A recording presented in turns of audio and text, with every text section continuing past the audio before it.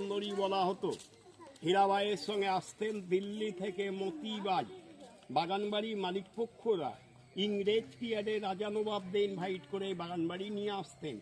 ওদের সুরাপান করিয়ে বা জিনাস দেখিয়ে নানা রকম দিক দিয়ে এনজয় দিয়ে নিজেদের ক্যাপচারে রেখে এরা জগৎ সেটের সঙ্গে প্যাক্ট হয়ে নিজেদের বিজনেস খুব ইসবিয়ারে চালিয়ে গেছে। প্রেজেন্ট দেখুন, সে সময়ে রাজাও নেই, নবাবও নেই, হীরাবাই, মতিবাই, ফৌজিবাই বা ইয়ারকে রয়ে নেই।